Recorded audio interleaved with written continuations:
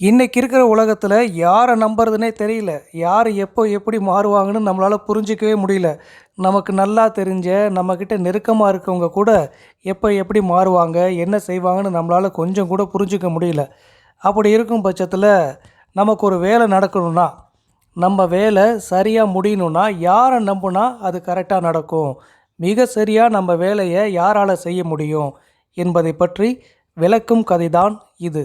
வணக்கம், welcome to positive thoughts குட்டி story 69. வகுப்பறையில் பாடம் எடுக்கிற ஆசிரியர் ஒருவர் ஒரு நாள் மாணவர்களுக்கு அறிவுரை கூறும் வகையில் ஒரு கதையை சொல்கிறாரு. நம்மளுடைய வேலையை யார் மிக சரியாக செய்வான்னு உங்களுக்கு தெரியுமா?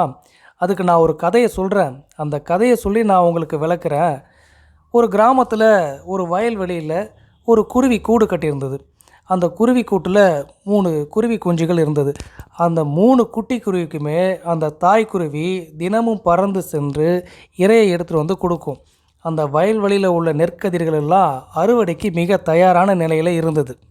ஒரு நாள் அந்த தாய்க்குருவி தனது குருவி குஞ்சுகளுக்கு இரை தேட போகும்போது அந்த வயல்வெளியோட முதலாளி வந்து, நம்ம அறுவடைக்கு தயாராக இருக்கிறதுனால நம்ம ஊர்லேருந்து ஒரு சில ஆட்களை வர சொல்லு, நாளைக்கே நம்ம அறுவடை செய்யணும்னு சொல்கிறாரு. இதை கேட்டுட்டு இருந்த அந்த குட்டி குருவிகளெல்லாம் தாய்க்குருவி வந்தோடனே, அம்மா இதேமாரி நாளைக்கு அறுவடை பண்ண போகிறாங்க அப்படின்னு சொல்லுதுங்க. யார் வராங்க? இல்லை, அந்த இடத்தோட முதலாளி வந்து பேசுனாங்க, யாரோ நம்ம ஊரில் ஆட்கள்லாம் வராங்களாம், அவ்வளோதானே, பார்த்துக்கலாம், வரட்டும் அப்படின்னு சொல்லிடுது. மறுநாள் அந்த குருவி மீண்டும் இரை எடுக்க போகும்போது, என்ன நம்ம ஊரில் ஆட்களை கூட்டம் பாதி பேர் தான் வந்திருக்காங்க, இது சரி வராது, நீ பக்கத்து ஊர்லேருந்து ஆட்களை வர சொல்லு, நாளைக்கு எல்லோரும் வந்தவுடனே நம்ம அறுவடையை ஆரம்பிச்சிடலாம் அப்படின்னு அந்த முதலாளி சொல்லிட்டு போகிறாங்க. அந்த குட்டி குருவியும் தாய்க்குருவி வந்தவுடனே, அம்மா இன்றைக்கும் அந்த முதலாளி வந்தாங்க, இன்றைக்கி ஆட்கள் பத்தலை, அதனால் பக்கத்து ஊர்லேருந்து ஆட்கள் வரட்டும், நாளைக்கு கண்டிப்பாக அறுவடை செய்யணும்னு சொல்கிறாங்கம்மா, நமக்கு ஏதாவது ஆபத்து வந்துட போகுது, நீ இல்லாத நேரத்தில் அறுவடை செஞ்சால் எங்கள் உயிருக்கு ஆபத்தாயிடுமா அப்படின்னு பயப்படுது. பயப்பட வேண்டாம், பக்கத்து ஊர்லேருந்து தானே ஆள் வராங்க, வரட்டும், பார்த்துக்கலான்னு சொல்லிட்டு 3வது நாளும் அந்த தாய்க்குருவி இரையை தேடி போகுது.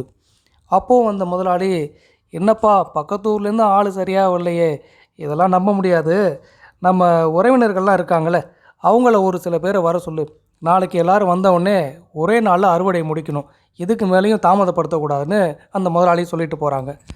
மீண்டும் அந்த தாய்க்குருவி வந்தவுடனே இந்த குட்டி குருவிகள்லாம், அம்மா இன்றைக்கும் வந்தாங்க, ஆட்கள் பத்தலை, நம்ம சொந்தக்காரங்களாம் வரட்டும், நாளைக்கு செஞ்சுடுவோம், நம்ம உறவினர்களை உடனே வர சொல்லுன்னு சொல்லிட்டு போயிருக்காங்கம்மா அப்படின்னு சொல்லுது.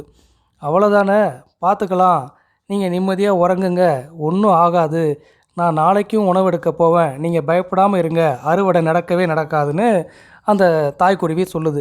என்னம்மா இப்படி ஒவ்வொரு நாளும் அவங்க வராங்க, அறுவடை பண்ண போகிறதா சொல்கிறாங்க, நீங்கள் நடக்கவே நடக்காதுன்னு சொல்கிறீங்களே?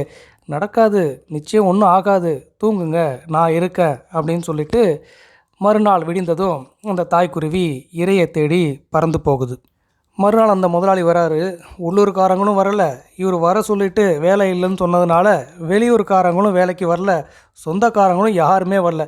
என்னப்பா அது, உள்ளூர்காரனும் இன்றைக்கி வரல, சொந்தக்காரங்களை நம்பியும் பிரயோஜனம் இல்லை, வெளியூர்காரனும் இல்லை, இதெல்லாம் சரி வராது, நம்ம கஷ்டப்பட்டு வாழ்க்கையில் முன்னுக்கு வந்த நாம தான், நமக்கு தெரியாத வேலை எதுவுமே கிடையாது, 2-3 நாள் ஆனாலும் பரவாயில்ல, நாளைக்கு தம்பியை அழைச்சிட்டு வா, நீ நான் உன் தம்பி எல்லாரும் சேர்ந்து நம்மளே நம்ம வயலை அறுவடை செய்வோம், யாருடைய உதவி நமக்கு தேவையில்லை, இனி யாரையும் நம்பக்கூடாது, நம்மளே செஞ்சு முடிச்சிட வேண்டியதான்னு அவர் சொல்லிட்டு போகிறாரு.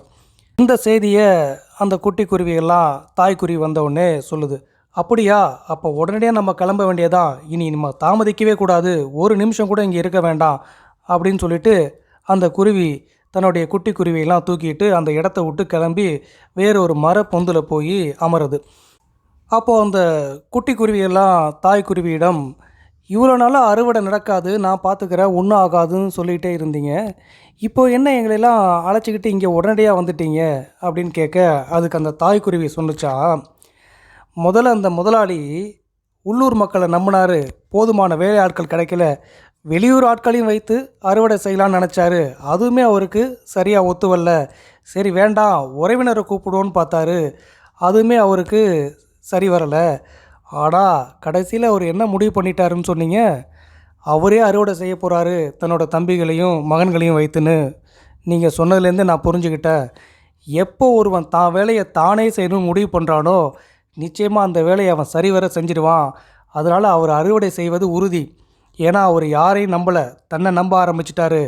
இனியும் நம்ம அங்கே இருந்தால் உங்களுக்கு ஆபத்து அப்படிங்கிற காரணத்தை நான் புரிஞ்சுக்கிட்டேன். அதனால தான் நான் உங்களை அழைச்சிட்டு இங்கே வந்துட்டேன்னு அந்த தாய்க்குருவி தன்னுடைய குருவி குஞ்சுகளிடம் சொன்னிச்சான்.